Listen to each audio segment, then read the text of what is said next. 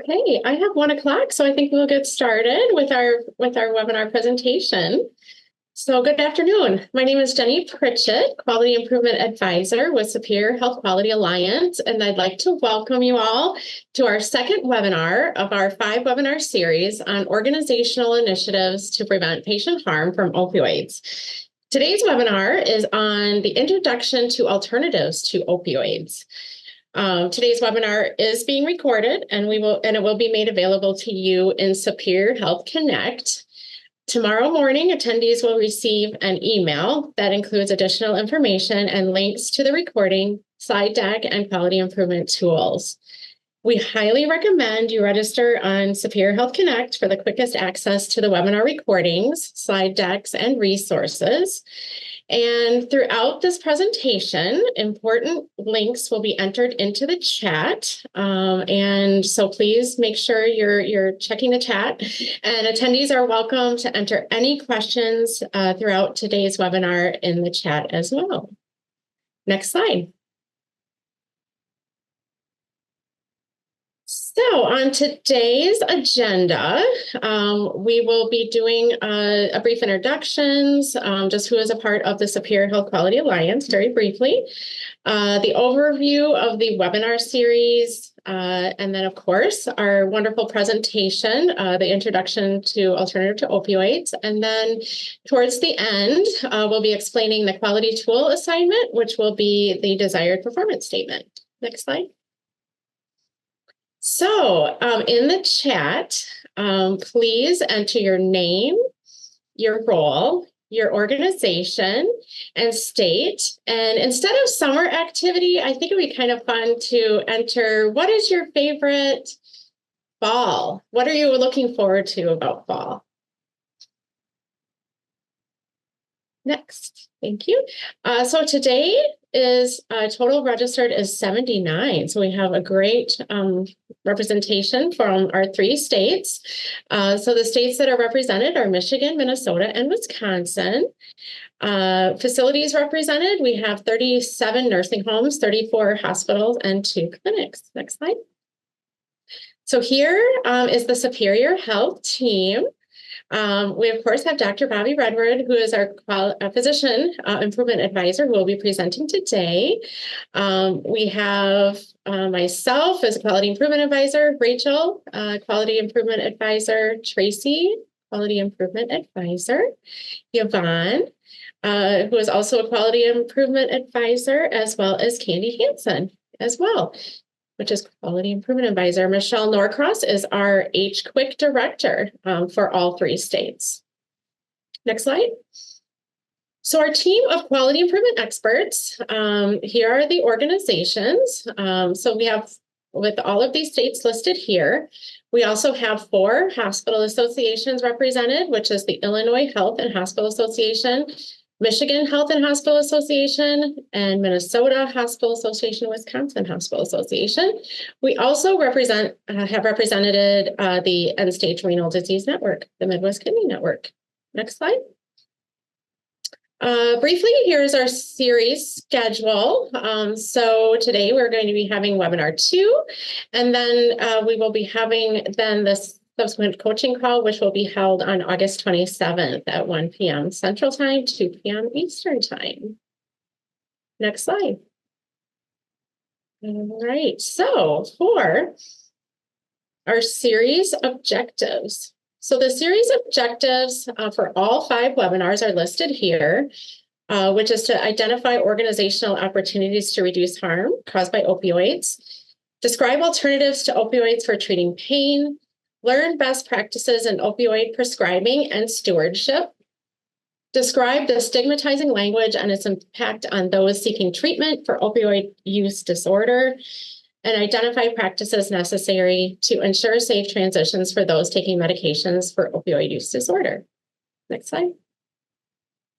So stated here, same expectations as our first webinar for those of you who had joined us.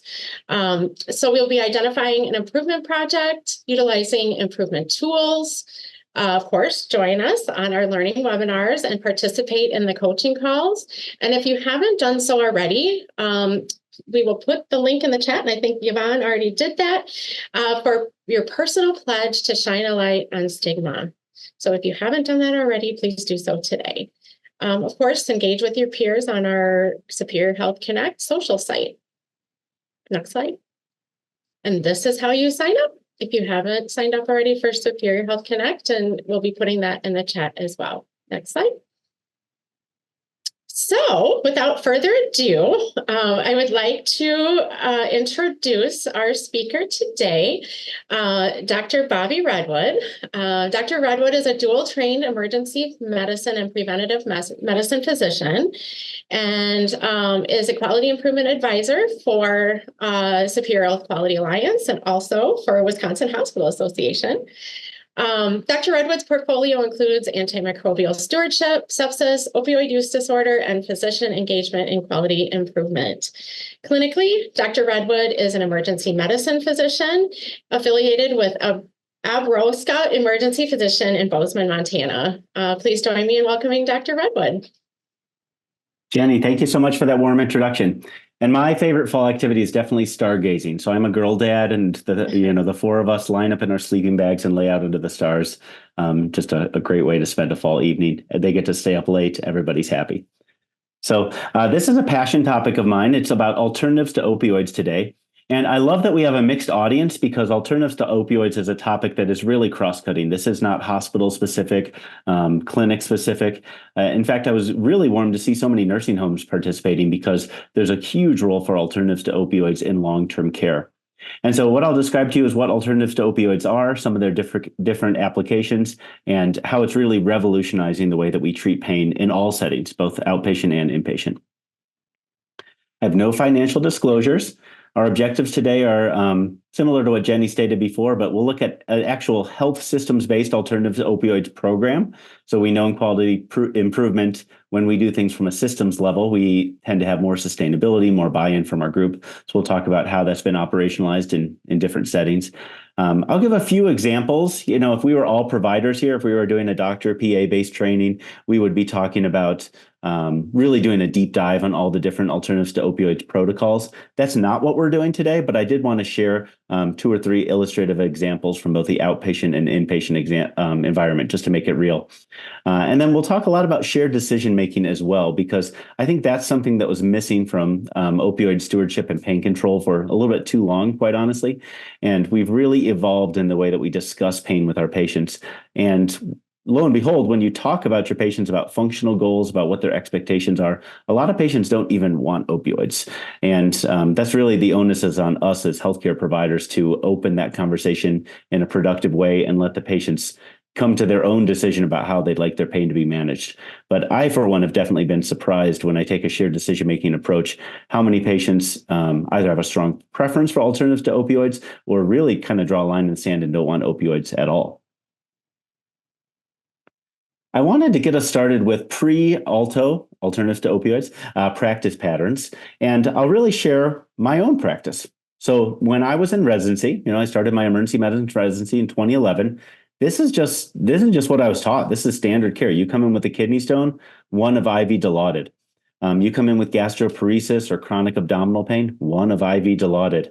A lot of this was actually protocolized orders. I didn't even have to order it. It was kind of a triage order set before the patient even came back. Same with sciatica, IM Dilaudid, oral diazepam. A sprain or a strain, we were timed on how fast we got pain control for opioid pain control for long bone fractures. So before we knew there was a fracture, we were giving fentanyl. It was fentanyl first and then X-ray second. And if that turned out to be a sprained ankle, well, then it was, quote unquote, no harm, no foul. We made our quality metric of getting that pain control.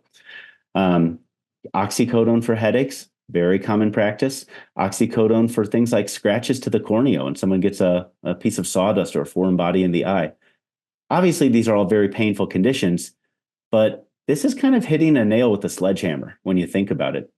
And if you look at the last bullet point there, lo and behold, we also had frequent visits with patients exhibiting opioid-seeking behavior.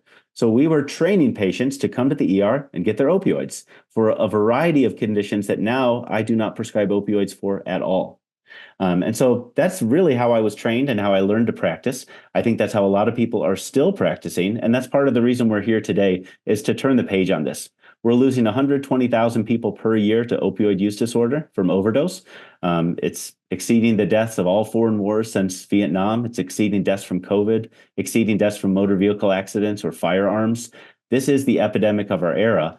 And the onus is really on us to think differently about how we treat both acute and chronic pain.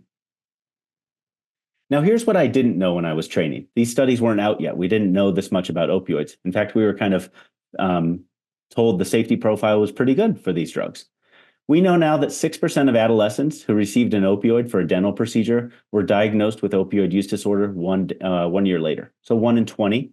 And if you think about all the wisdom teeth being pulled out there and the Vicodin prescriptions going out, that's not a small number of children, right?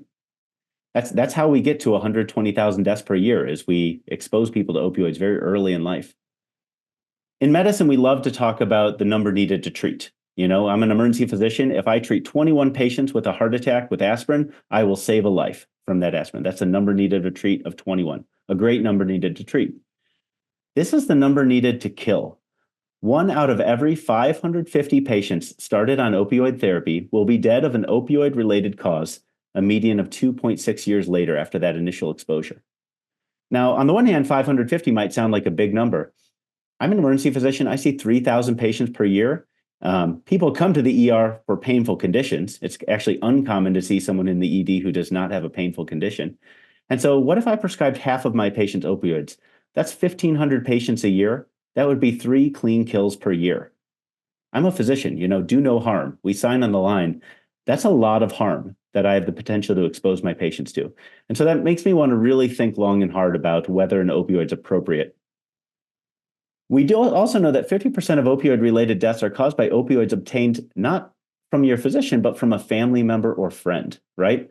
So when you prescribe the opioids to grandma for back pain, you're not prescribing to grandma.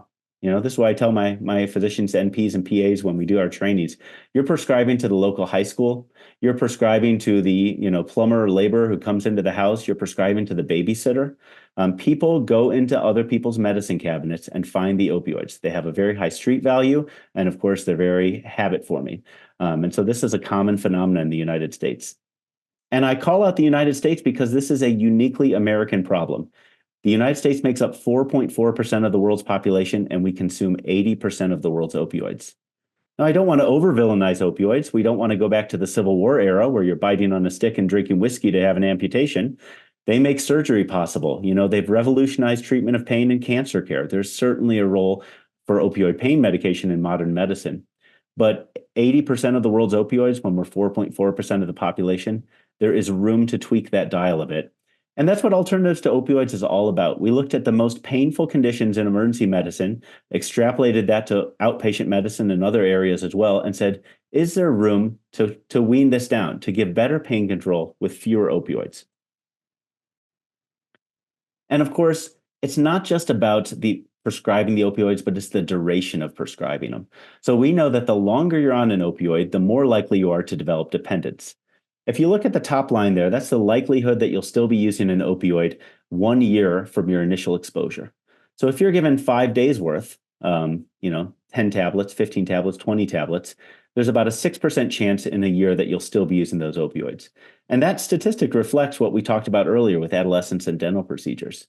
But what if you're prescribed, 60 tablets, 20 days worth? There's now a 1 in 3 chance that you're still going to be on that opioid in 1 year, or a 1 in 20 chance you're still going to be, a 1 in 5 chance you're still going to be on that opioid in 3 years. So those are really big numbers. And it's a lot of the curriculum here is also about getting these pill counts down.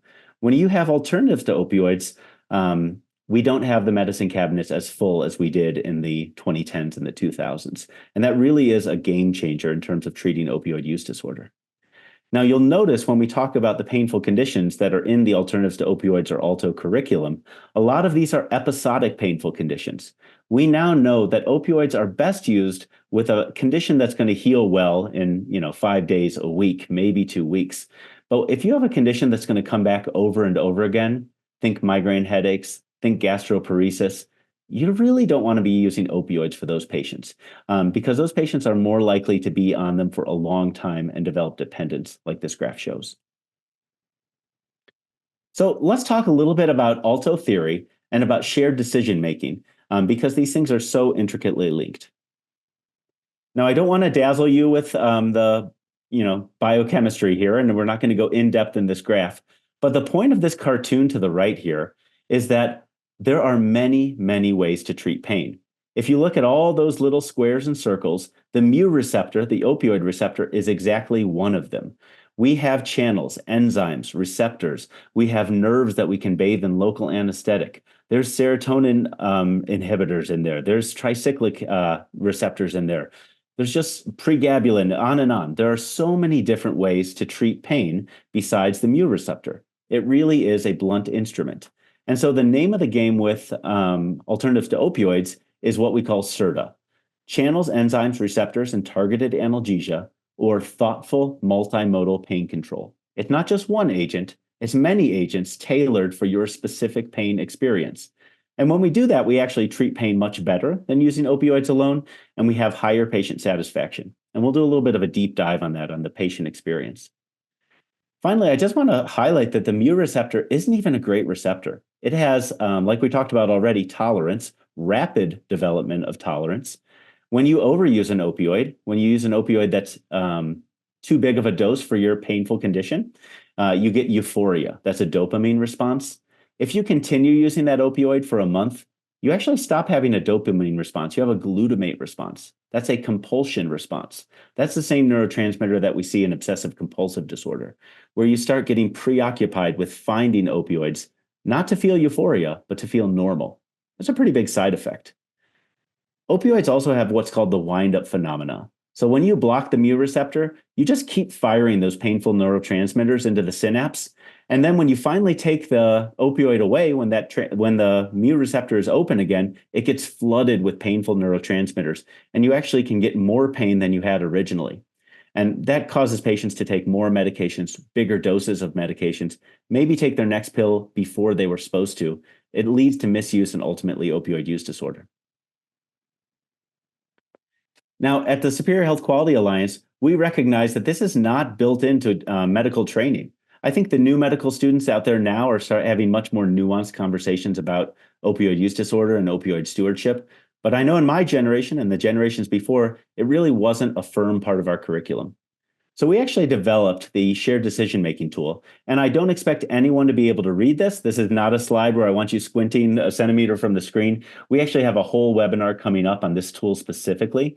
But I just wanted to lay out that we essentially use this as a tabletop tool between a provider and the patient, where you can get an idea of what your patient expects from their pain control.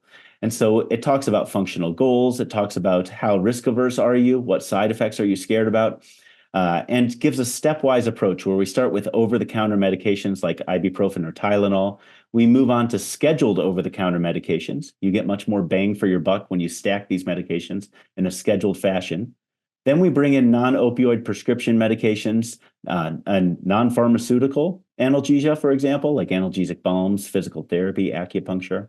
And then finally, if you do choose to use an opioid, we talk about the best way to prescribe opioids, which are short-acting, non-synthetic opioids and small pill counts with a very defined purpose in mind.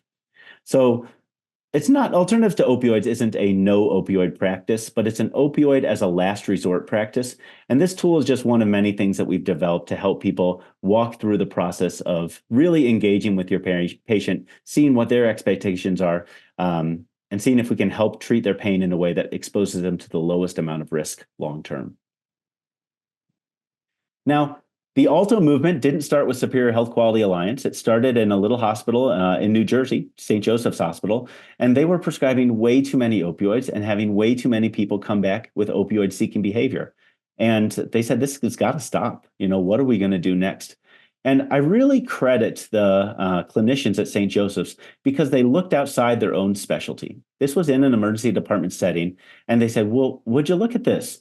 The urologists are using lidocaine, IV lidocaine, to treat kidney stones. Why didn't we know about that? The neurologists, they're using dexamethasone, they're using sumatriptan, valproic acid to treat migraine headaches. Why didn't we know about this?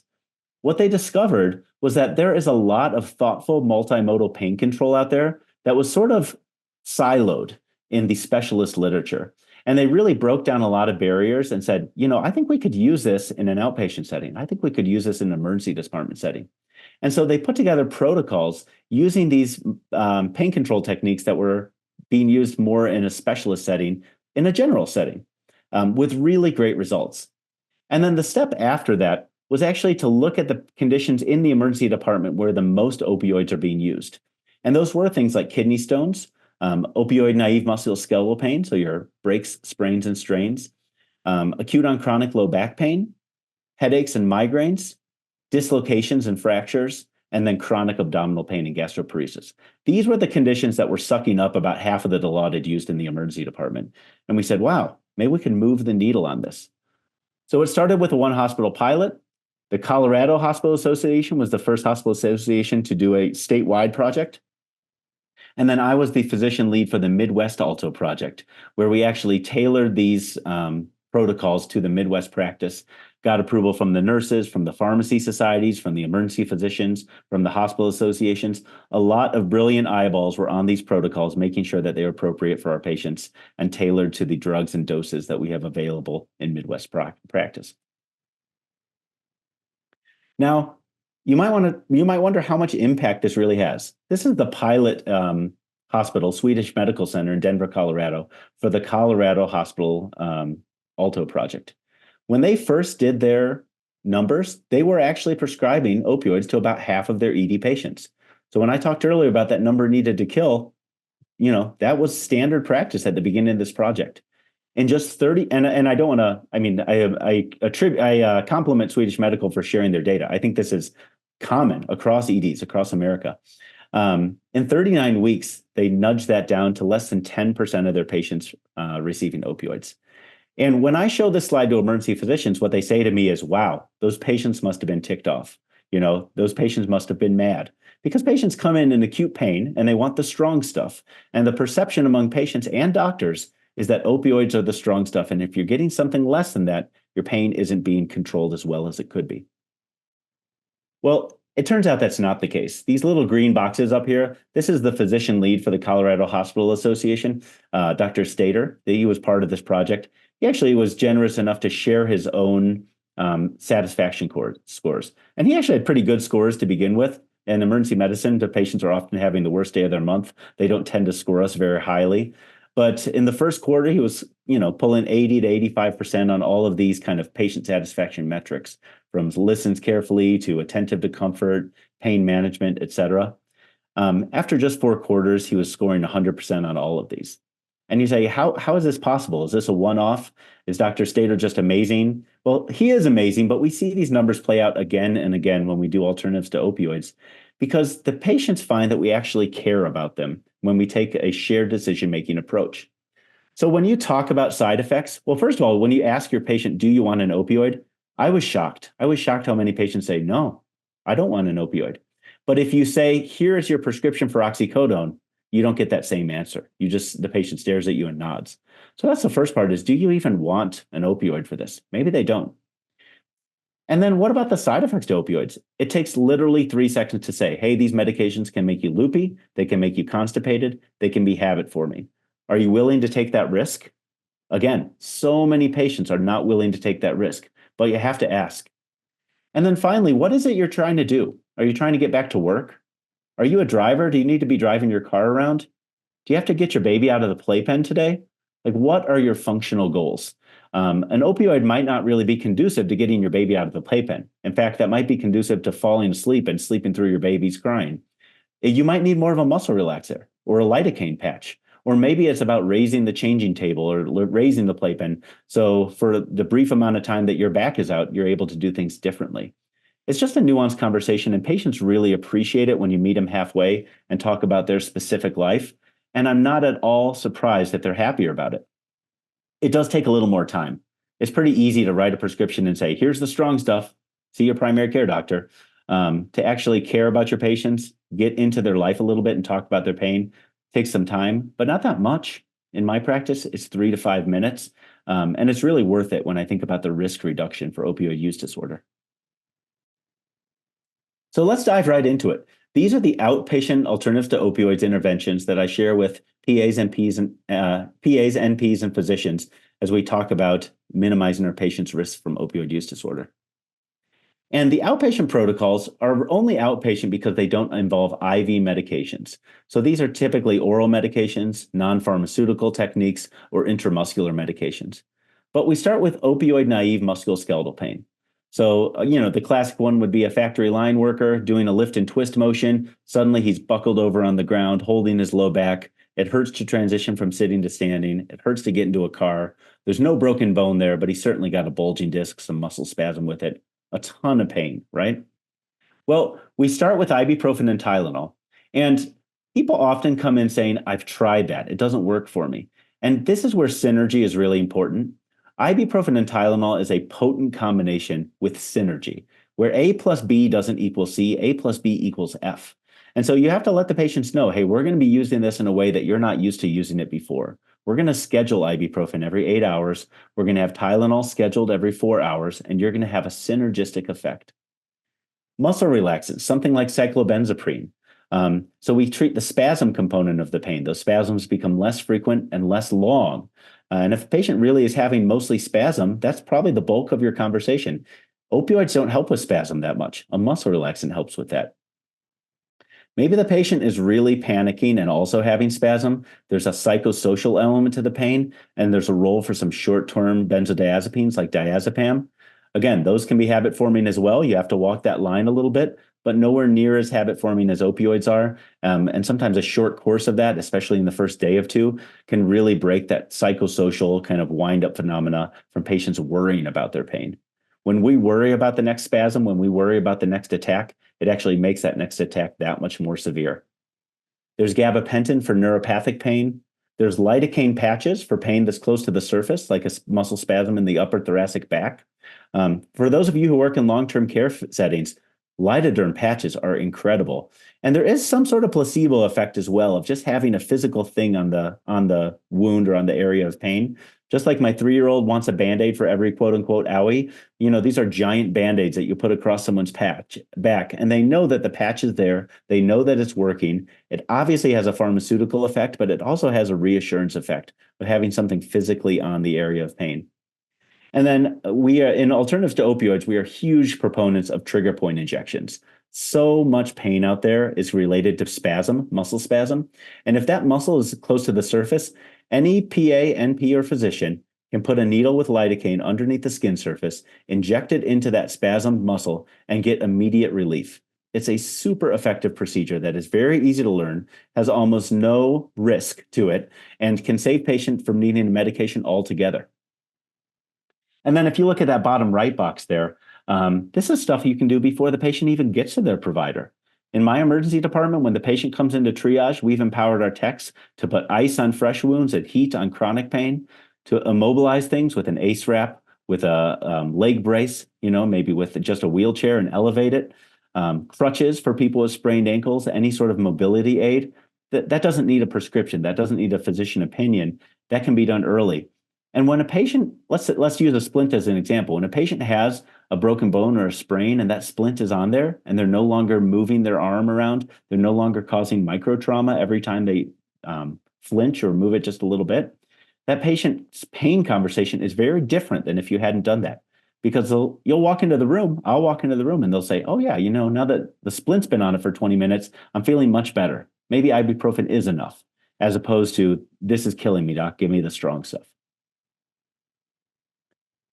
Here's an example of migraine headaches. We have a migraine cocktail. So this is Toradol, metoclopramide, and Tylenol.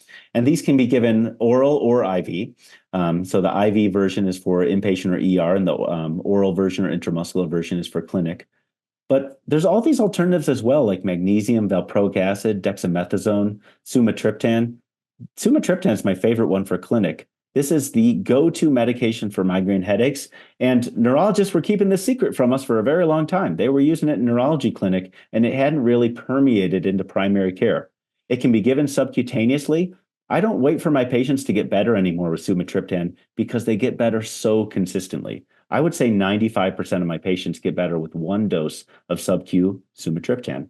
And so I give them their injection, I give them my phone number, and I say, go on home, lay in your own bed. If it's not better in an hour, give me a call. We can talk about it. I can write you a prescription.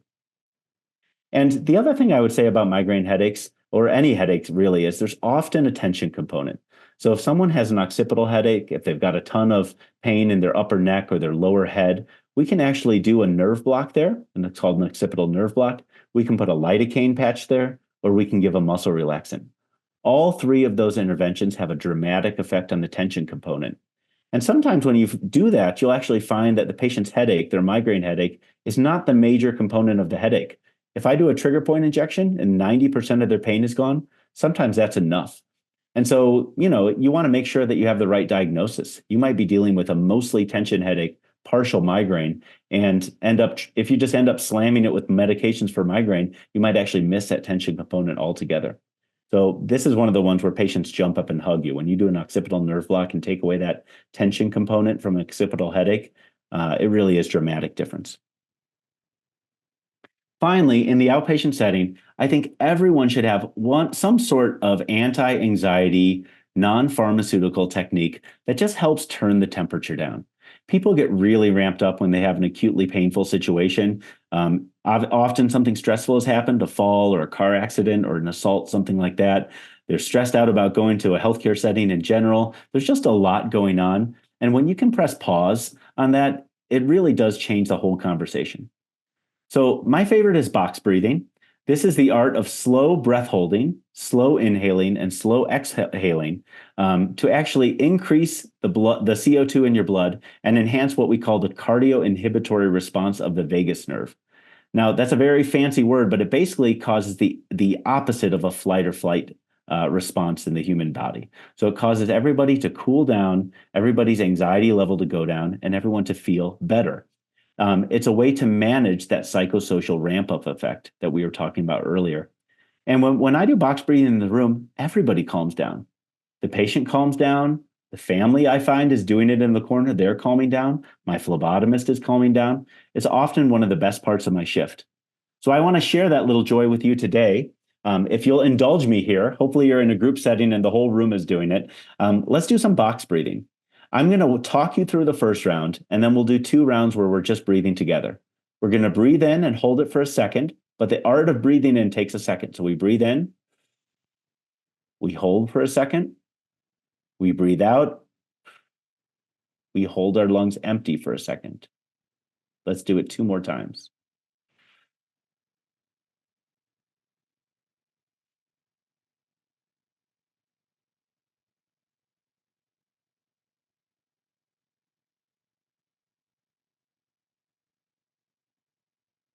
Isn't that great? I hope you did it with me. As I already feel for the second half of the presentation, that much more relaxed. But if somebody has, honestly, if somebody needs like venipuncture, they need an injection like a vaccine, if they're just staring at their blood pressure on the monitor and getting more and more anxious about it, show them how to box breathe. Ask them to do it for 5 minutes. Come back in and check on how they're doing. It is a great technique to have in your toolbox to help with that anxiety component of pain.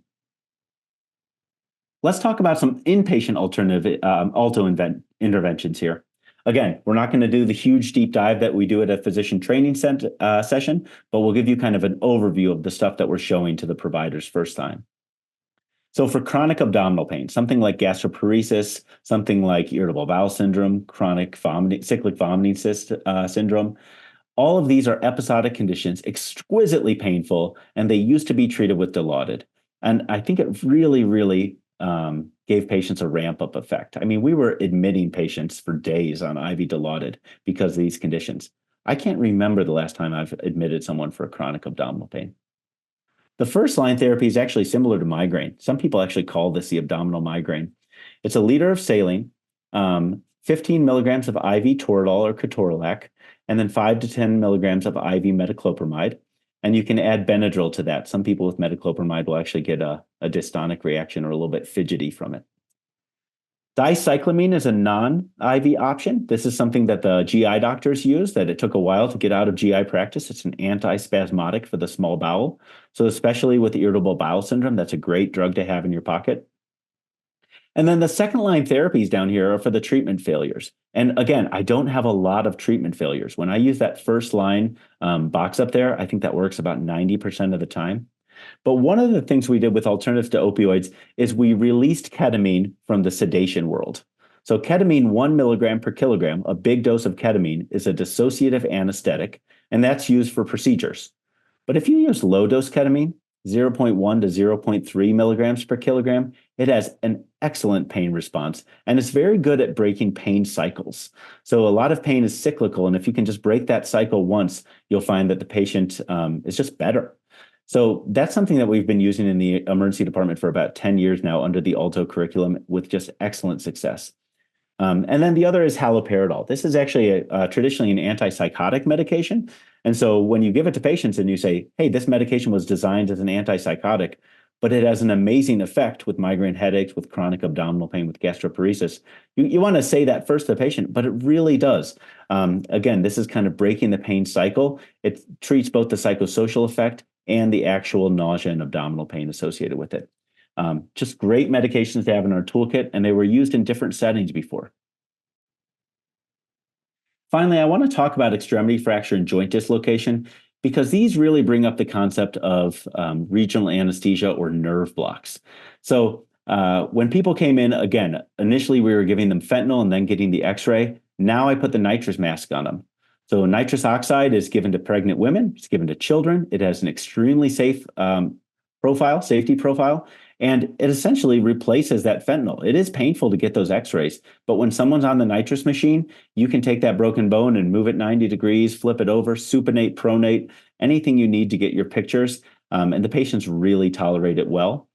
And then when you do find there's a fracture or dislocation, I'm all about actually treating the nerve itself. So a great example would be a shoulder dislocation. When the shoulder is out, there's this big divot in the patient's shoulder, and you can literally just put a needle in there and bathe the whole joint in lidocaine. Exquisitely safe. There are no landmarks around there that you could cause harm from, and I'm able to pop those shoulders in without a propofol sedation or without opioids for that matter. So it's really just kind of revolutionized the way that we deal with this type of trauma. And we find, again, when we replace the bone, when we reduce the fracture, when we achieve alignment again, the pain just melts away. These aren't conditions like a shoulder dislocation, for example. This isn't a condition that requires 20 days of oxycodone. It's a condition where you fix it, and then you're back in the ibuprofen and Tylenol zone. And I want to call out specifically a really elegant nerve block that we teach PAs, NPs, and physicians doing alternatives to opioids. It's called the fascia iliaca block, and it's specifically for hip fracture. It essentially numbs the first part of the femur and a portion of the pelvis. And the reason this one is so key is because there are so many geriatric patients out there who are falling and breaking their hips. And who are the last people who we want to give IV fentanyl or IV Dilaudid to? Well, patients over 80 or 85, right? It can cause respiratory depression. It can cause severe constipation. It can cause psychoperceptive effects or delirium. And, this is a very common, exquisitely painful condition where, again, I cannot remember the last time I've given an opioid for a hip fracture. Whereas just 10 years ago, it was my go-to. You'd be hard pressed to find a patient who I did not give an opioid to. And this is a landmark-based technique. It could also be done with ultrasound, but I do it by landmark, where you feel the femoral artery. You go lateral to the femoral artery, lateral to that pulse. You go down till you hit bone, and then you pull back 1 centimeter and bathe that nerve in local anesthetic. You get complete and total pain relief. And if a patient's surgery is not going to be till the morning, you can put a little catheter in so they can be redosed, just like people in the labor and delivery suite are redosed for epidurals. But just a really elegant way to treat pain in the extreme elderly population with hip fractures. So hopefully you're excited, right? Hopefully you've learned about some of these techniques and you say, wow, I hadn't heard of that before. Could we do this in my hospital? Could we do this in my long-term care facility? The answer is absolutely yes. And if you're interested in this, I'd really encourage you to come to the follow-up coaching call because I'm happy to provide, I mean, this is what I live and breathe is implementing QI programs at the departmental level. But I'm happy to provide any resources I have, talk to your med staff. If you want to roll out an alternatives to opioids program, we are here to support you. But the basic QI principles are things that you're probably, or at least our quality improvement professionals on the call, are probably pretty familiar with. First, you want to develop a multidisciplinary team. So if you come in as a QI doctor and say, we're doing ALTO, or a QI professional and say, we're doing ALTO, you want to make sure that everybody's on board. You want to make sure your nurses, what are we doing now? We're using ketamine for pain control. I thought that was for sedation. Your docs, hey, is nitrous safe? Whose decision was it to give nitrous? We have these protocols written out with the evidence-based there, so you can roll it out in a way where everybody's on board, everybody's nodding. They know this is safe. They know it's been well vetted. It'll set you up for success. You want to confirm administrative support. So I always recommend a letter from the C-suite saying, hey, we are committed to using alternatives to opioids to decrease the risk and harms of opioids. And C-suite loves this, right? This is something that they can put on the hospital newsletter. They can brag about to their PFAC or to VIPs who come into the hospitals. When someone asks them, as they inevitably will, what are you doing to combat the opioid epidemic? You can say, oh, well, we've embraced alternatives to opioids, where opioids are a last resort. Here's some of the examples. We've got nitrous oxide now in the clinic. We've got, we always immobilize any fractures in triage before they come back, so they might not need an opioid in the first place. It's a really good talking point for anyone in the C-suite or anyone in an administrative role. And then you want to roll out a timeline. A common timeline would be 9 months. And the reason you need a little bit of time is because you want to educate people. You want to build your EHR appropriately. You want to make sure you have the drugs stocked. There is a little bit of nuance here if you want to have a comprehensive alternatives to opioid program. But once you have that timeline built, you can also track the data, right? You can start rolling out alternatives to opioids and watch your millimorphine equivalents decrease. That's how we measure how many opioids we use overall in our healthcare setting. The other reason it's important to plan is that you might actually have some policies in place that make it hard to roll out an alternatives to opioid project.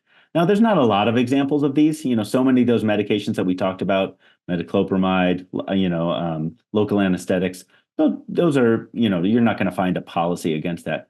But something like IV lidocaine for renal colic, traditionally, IV lidocaine is given in very big doses for cardiac patients. So you might have a policy that says any IV lidocaine needs to be on a monitor. Well, we know that that's not true for low-dose lidocaine for a renal colic. There's many articles that say that. And so we have sample policies where you could have a special kind of rider on that policy about low-dose lidocaine for renal colic. Nitrous in the ED is another example. There's a very strong evidence base for this. Again, we use it in different settings. But that's a capital expense, right? You might need to put a budget proposal in for June to have a nitrous tank by December. So that's something you'd want to get on top of. You don't want to educate out that we're going to be using nitrous and then it's a 6-month wait. That could kind of put some egg on your face or lose some of the enthusiasm for the project. Low-dose ketamine, another great example. Ketamine has often been used for procedural sedation. We're using it in a very different way now. It doesn't need a respiratory therapist there. It doesn't need a patient on the monitor. It's just very different physiology, but you want to make sure everyone's on board with that and understands why this is different than sedation ketamine. And then finally, the classic plan, do, study, act cycle. So when you roll out any project, there are going to be hiccups. There are going to be people out there who say, wait a second, we can't be doing this. It's not safe. I had a patient back in XYZ and this happened.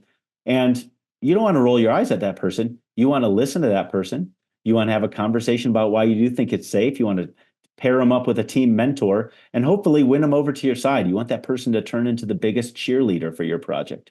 But by doing that, you have to really listen to all your key stakeholders and do small tests of change.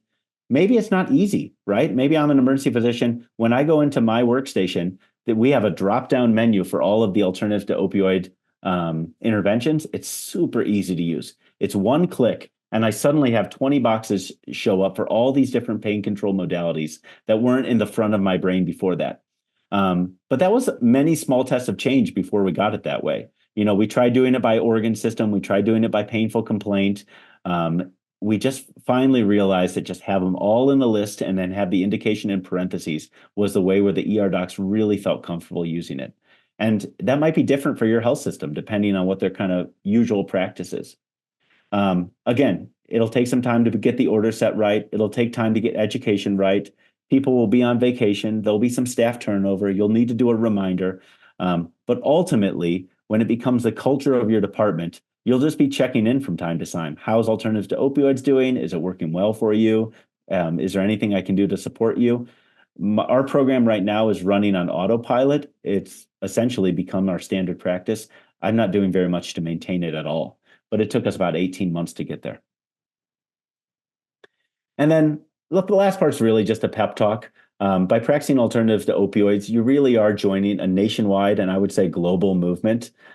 This is now about 10 years old. It is a well-established safety profile. The Superior Health Quality Alliance is with you. Your administrators are with you. Your physicians and nurses are with you. The Pharmacy Society is with you. But most importantly, history is with you. Again, this is the epidemic of our era. And if you can finish your career and know that you did your part to limit people's exposure to opioids, I think you can be proud of the work that you did over your lifetime. So it looks like we're wrapping up on time. We have about 15 minutes to go. So we can discuss any questions that you may have and also give an introduction to the homework assignments. I'm going to encourage you all to unmute your mics. And I know that, Jenny, you were monitoring the chat throughout the conversation, so maybe there's some good questions in the chat. Yes, yes, please put your questions into the chat or unmute your mic and please have a conversation. So we don't have any questions as of yet.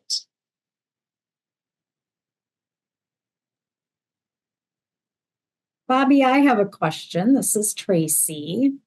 So are those ALTO orders, are they convenient for nurses as well? And what has the nurse experience been like with ALTO? Such a great question. So I would say probably 80% of alternatives to opioids are just already in our DNA. They're already things that we use routinely. It's more about using them in certain combinations or using them first line instead of third line. However, there's certain exceptions to that. So a great example is lidocaine for renal colic. So the dose is 1.5 milligrams per kilogram, and it's diluted in 100 cc's of normal saline, and it's run over 10 minutes. And when you make that mixture, it has a shelf life of about 1 week. So when I did my very first alternatives to opioids rollout, it was in Portage, Wisconsin, Divine Savior Hospital. And we did it a small critical access hospital. We did it just our department. And so the nurses were mixing up that lidocaine on their own. And they did a great job with it, but it really did take a lot of nurse education. We had to run every nurse through it. And, probably for the first 3 or 4 months, I would order IV lidocaine and someone would say, I don't know how to do that. I don't know how to mix that up. And so that was more of a heavy lift on nursing, and we got there, but it took time and dedication. Mm-hmm. In my current hospital, we have a higher volume. We have 34,000 annual ED visits, so we see a lot more kidney stones, and we just have pharmacy mix it up every week. And so pharmacy will mix up 20 bags of IV lidocaine, and if we burn through them, if we're down to 1 or 2 bags, we send an alert to pharmacy that we need some more. And so the nurses don't have to mix it up, and we're really only training the limited pharmacy staff to kind of pre-mix our bags. So we get that drug into the patient much faster, and there's less questions about it, and obviously less opportunities for a dosing mistake or something like that. So in general, it's very nurse friendly, but I would say there are specific cases. A nitrous oxide machine would be another one. There's 5 or 6 different machines out there. Each one has different nuances on how to use it. So that would be a nursing in service. You would have to do shoulder to shoulder learning, make sure that your support staff knows how to set it up. Great question.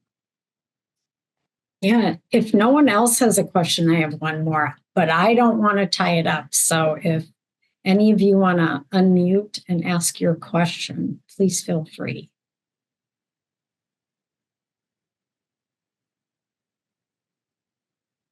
All right. You're on, Tracy. Yeah. One last quick question, and then I know we need to move on.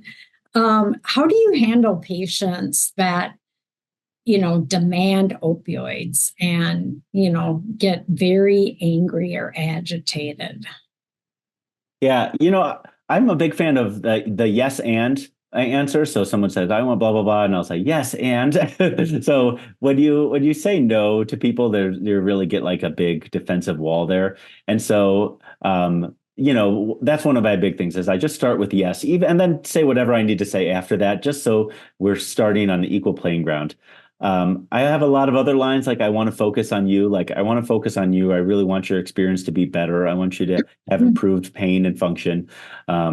But I also don't want to expose you to risk. How can we get there together? Lines like that. Sometimes it's helpful to actually have departmental protocols where you draw a line in the sand. So in my ED, we do not offer opioids for headaches. We just don't offer it. It's too risky. And so I can legitimately say to my patients, like, hey, my hands are tied. We have decided not to prescribe opioids for headaches because of the risk profile associated with it.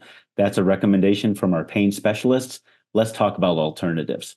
So it is helpful to have kind of some guardrails of areas where it would be kind of egregious to prescribe an opioid. And then I just go through essentially what we laid out there is like how can we meet halfway on this? And meeting halfway might involve a very short course of an opioid. So if someone has a kidney stone, for example, I am routinely not prescribing opioids in the outpatient, but yeah, if somebody was really if it was a therapeutic barrier and they were not leaving my ED until they had opioid pain control, that's not an unreasonable thing is to prescribe 3 or 4 tablets and say, hey, this is a small stone. It's on the move. I don't think you're going to need this medication. Please start with scheduled ibuprofen, add Tylenol intermittently. But here's a few tablets to get you through the night if you really need it. If you burn through these tablets, that would actually be very concerning for me. We want you to get you back in and be reevaluated, maybe have a urology referral. So yeah, Great. I think you have to meet people halfway. Well, thank you. I really appreciate the information. I always learn something each time I listen to you. So. We do have a question in the chat. Oh, good. Yes. Any considerations for patients on the buprenorphine? Oh, well, I mean, buprenorphine is an opioid, but it's an opioid that's actually used to treat opioid use disorder and curb people's cravings. So there is a movement for patients on chronic opioids to be transitioned to buprenorphine. And the VA actually has an excellent protocol on how to transition patients who are on chronic opioids over to buprenorphine. So I consider buprenorphine to have a rather excellent safety profile, and it's particularly good for patients who are opioid tolerant or opioid dependent. You can treat their pain without the craving and withdrawal symptoms that go with, when they run out of their opioids or things like that. But for patients who are on buprenorphine, for example, they have opioid use disorder and their cravings are maintained on buprenorphine. I mean, that is an excellent patient population for alternatives to opioids. Those patients will respond to opioids. So if I'm on buprenorphine and I break my arm or have a bunch of rib fractures from a car crash, you can give me Dilaudid and I'll get an analgesic effect from it, but I'll actually need more of that pain medication. So you end up using pretty big doses. And it's not a great spot to be.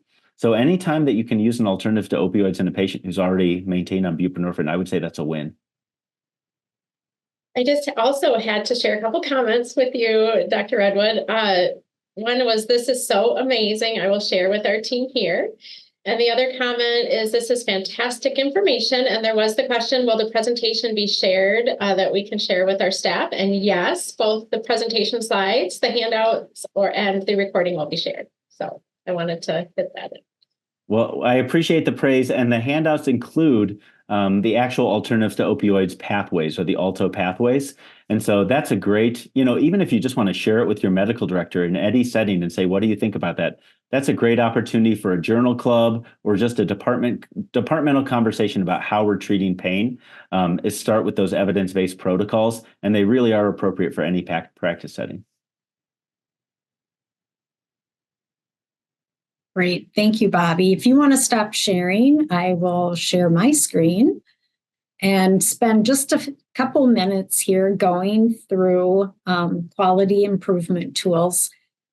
We are all about quality here. So It's not only important to have the information, but, how do we utilize this to make change? Last time, the first session, we reviewed a project charter and then also a desired performance statement. This time, we're going to look at an action plan and implementation worksheet. So this is, a basic framework of an action plan. Your organization may already have their own template. The first part, the SMART goal. If you created that charter, you already have your SMART goal. And so the far left column, you're stating, what is it? What is our intervention? And then how are we going to accomplish that? And listing all of them. And you'll notice the first one, you've got to get those key stakeholders together. So like Bobby mentioned, your physician champions, your leadership, and resources. Those are all critical to get this off the ground. And then assigning responsibility. If you don't have accountability, I think you can really lose traction. When do you plan to start? And measuring success. And this sometimes can be tricky when you're looking at a process measure. With ALTO, it could be pretty easy. I used an example of treating a migraine. You could run a report and for every patient seen in the ER for migraine and if, what they were prescribed. So just one example of how you can measure it. And then if you want to put a goal for a completion date, and then I like the last one, doesn't have to be done within the action plan, but I think it's important to record, or journal, if you will, the issues that you came up against and how you resolved them, because those same issues could impact future projects. If I could chime in, Tracy. The gold standard for measuring ALTO is millimorphine equivalents, where you kind of get everything on the same page. How many millimorphine equivalents are we using in our ED? But that's not always easy. Like if you have a big health system, you can build that report and run it. If you're in a critical access hospital, a great proxy is how many opioid prescriptions and then how many opioids used during their ED visits, like intra-service opioid orders. And that's just, super easy to run the numbers. Just to build a report where you just say how many times were XYZ medications prescribed, and you can see those numbers move down. Thanks, Bobby. So the next one is the implementation strategy worksheet. So this is the instruction sheet. And overall, we're looking at what are the factors that can impact our project. And then what this particular framework does is they summarize it into 3 categories: information, resources, and incentives. So you're just using these tables to identify those 3, information, resources, and incentives in the environment, which can be your culture, the individual, the staff who are impacted. And then here's a list of different barriers or enablers to consider. And then just a brief look at, here's the worksheet. And so you're using that instruction sheet to fill out the worksheet. All right. Well, lastly, I'm going to just finish off with next steps. Oops. Next up is our coaching call, and this is a great time to ask Bobby more questions that may come up after our webinar, or maybe they come up from your physicians or leadership. This would be a great time to invite them to a coaching call to ask those questions.